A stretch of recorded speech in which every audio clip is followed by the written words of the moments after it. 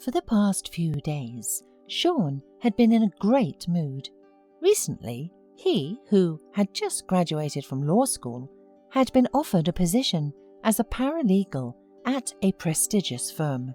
It was his dream job, but most of all, he was excited about his imminent marriage to Erika.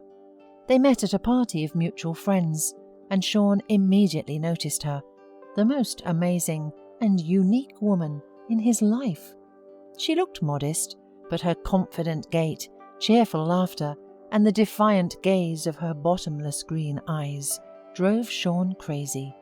From that evening, they became friends, and it took several months before Shawn asked Erika to date. He was terrified of rejection, but she agreed. They were the perfect couple, complementing each other in everything. A year later, Shawn realized that he could not live without Erika and offered her to be his wife. She agreed, and preparations for the wedding began. Shawn was so happy that he did not notice the changes in his beloved's behavior. She suddenly stopped participating in preparations to the celebration. She became absent-minded and taciturn. At first, Shawn calmed himself that his bride simply wanted to be alone. But when she did not show up at their wedding, Shawn got scared. Thinking that with his beloved happened to misfortune, Shawn asked all his friends and found out that no one had seen Erika for a couple of days, and at work she had not appeared for a week. In addition, her colleagues did not even know that she was going to get married. Shawn visited all the hospitals and morgues, and finally contacted the police. "Didn't you think she just left you?" the policeman hinted. Shawn shuddered. He never thought Erika was capable of such meanness. And a month later, Erika's mother called him and told him that Erika had called her. She was fine and she was in Spain. Without the support of his relatives, Shawn would not have been able to survive all this and not break down. 10 years passed. Shawn devoted himself to work and made a successful career, as he had once dreamed. One day, he saw Erika on the threshold of his house. "Hello, Shawn," she smiled. "What do you want here?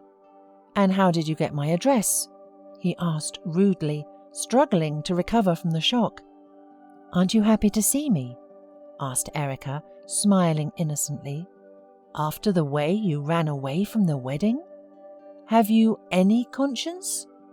You should at least feel sorry for your parents." Erika snorted. "Oh, don't you start. I've had enough from my mother. I couldn't even eat without a lecture." Shawn looked at this woman with his eyes wide open, as if seeing her for the first time, and asked where she had been all these years. Erika reluctantly, but said that she was really excited about their future marriage, and then she began to be tormented by doubts.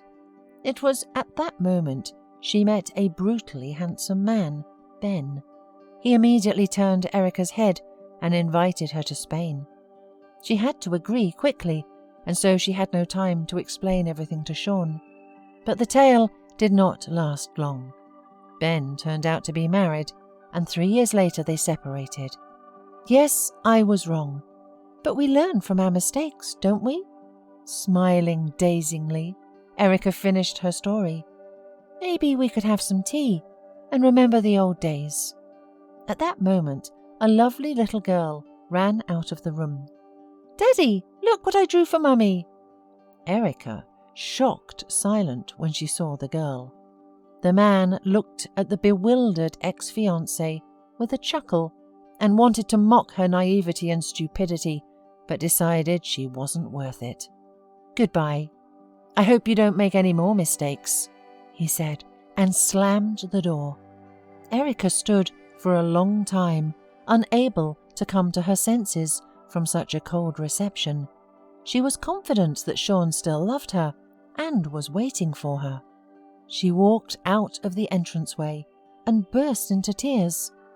She wept from resentment and pity for herself and, most importantly, from the thought that she had lost Shawn forever because of her own frivolity.